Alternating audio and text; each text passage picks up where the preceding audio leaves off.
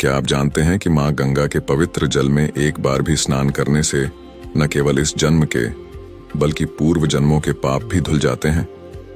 लेकिन माँ गंगा का जन्म कैसे हुआ और कैसे वो धरती पर प्रकट हुई? उनके माता पिता कौन थे? क्या माँ गंगा देवी पार्वती की बहन है? गंगा मैया के और भी कई नाम क्यों हैं? हिंदू धर्म में गंगा नदी को देवी के रूप में क्यों पूजा जाता है? आज हम आपको इस वीडियो में वह रोमांचक कथा सुनाने जा रहे हैं जिसके बारे में भारतीय वेद और पुराणों में विस्तार से बताया गया है, पर आपने शायद ही कभी सुनी होगी, तो अंत तक जरूर देखें। इस कथा की शुरुआत होती है दैत्यों के राजा बलि से, जो विष्णु भक्त प्रहलाद जी के पौत्र थे। राजा बलि एक महान योद्धा थे और अपनी दानवीरता और न्यायप्रियता के लिए प्रसिद्ध थे। उन्होंने अपने पिता विरोचन की देवराज इंद्र द्वारा छल से की गई हत्या के बाद तीनों लोकों पर अपना अधिकार कर लिया था। अपनी शक्तियों के कारण उन्हें इतना घमंड हो गया था कि उन्होंने स्वयं को भगवान मानना शुरू कर दिया था। जब असुरों के राजा बलि ने देवताओं को युद्ध में पराजित कर दिया और स्वर्ग पर अपना कब्जा कर लिया, तब सभी देवता बहुत दुखी हो गए। दुखी देवता अपनी माता अदिति के पास पहुंचे और अपनी समस्या बताई।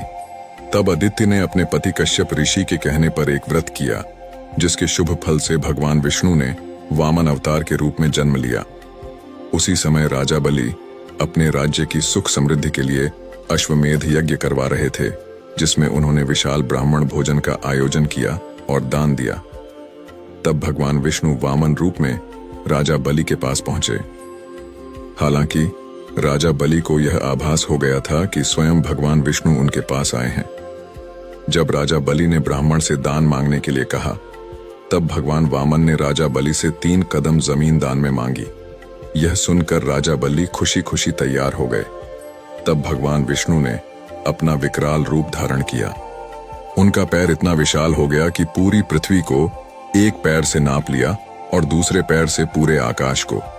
इसके बाद वामन भगवान ने पूछा कि अपना तीसरा पैर कहाँ रखें। तब राजा बलि ने कहा, मेरे पास देने के लिए और कुछ नहीं है, और अपना शीश झुकाकर कहा कि वह अपना तीसरा पैर उसके शरीर पर रख दें।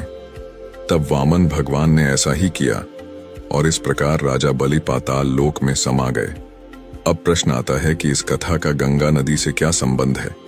दरअसल जब भगवान विष्णु ने अपना दूसरा पैर आकाश की ओर उठाया था, तब ब्रह्मा जी ने उनके पैर धोए थे और उस जल को कमंडल में भर लिया था। जल के तेज से ब्रह्मा जी के कमंडल में मां गंगा का जन्म हुआ था। कुछ समय बाद ब्रह्मा जी ने उन्हें पर्वत राज हिमालय और उनकी पत्नी मैना को पुत्री के रूप में सौंप दिया था। इस तरह गंगा मियां देवी पार्वती की बहन हुई। एक कथा यह भी प्रचलित है कि जब भगवान वामन ने अपना एक पैर आकाश की ओर उठाया था, तब उनकी चोट से आकाश में छेद हो गया था। इसी से 3 धाराएं फूट पड़ी थीं। एक धारा पृथ्वी पर गिरी, दूसरी स्वर्ग में और तीसरी पाताल लोक में चली गई। इसीलिए मां गंगा को त्रिपथगा के नाम से भी जाना जाता है। गंगा नदी के धरती पर आगमन की एक कथा यह भी प्रचलित है कि प्राचीन काल में सगर नाम के एक राजा हुआ करते थे। वो काफी ताकतवर और तेजस्वी थे। उनकी 2 रानियां थीं। एक रानी ने एक पुत्र को जन्म दिया था, वहीं दूसरी रानी ने 60,000 पुत्रों को जन्म दिया था। सगर ने अपने साम्राज्य के विस्तार के लिए अश्वमेध यज्ञ का आयोजन किया और यज्ञ के दौरान घोड़ा छोड़ दिया। जब इस यज्ञ का पता देवराज इंद्र को चला, तो वो चिंता में आ गए। उन्हें यह चिंता थी कि अगर अश्वमेध का घोड़ा स्वर्ग से गुजर जाता है, तो राजा सगर स्वर्ग लोक पर भी अपना साम्राज्य स्थापित कर लेंगे।